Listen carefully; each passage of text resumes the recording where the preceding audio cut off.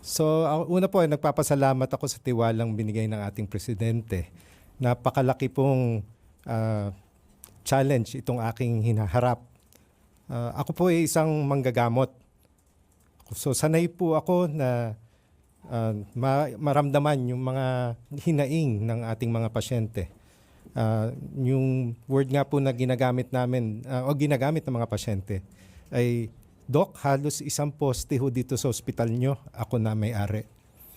So, ganun yung laki ng inilalabas na pera ng mga pasyente natin. So, ako bilang manggagamot, parang tinitingnan ko rin po ang PhilHealth na may sakit. At inaalam ko rin po ano yung lunas. So, yun po yung aking unang kailangan gawin.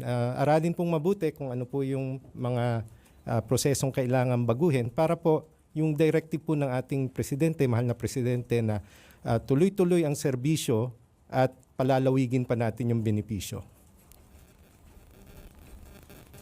Thank you, Dr. Mercado. We're now opening the floor for questions. Leth Pinales, Narciso, DZRH.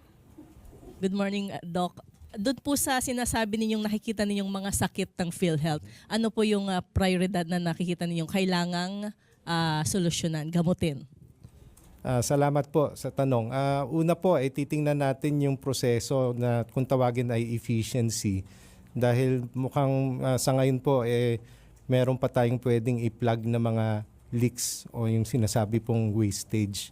So yung proseso po, for example, ng pagre-recording po ng mga financial reports, isa-standardize po natin para kapag naglalabas po ng regular na financial reports ay hindi po pabago-bago. Mahirap po mag-analyze kapag ang financial reports, iba ho yung definition. Meron naman pong standard accounting definitions yan.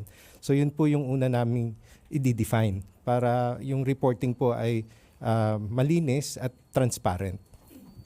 Yun po yung sinasabi ni Presidente na problema sa PhilHealth, na yung mabagal na serbisyo at actually hindi yung pondo kasi ang naging issue po ngayon yung subsidy, hindi binigyan ng subsidy. So paano po kayo? Paano nyo po yun tutugunan? So yung kaakibat ng efficiency kasi kung ano man yung makukuha natin from the wastage, yun yung gagamitin nating pagpalawig ng benepisyo.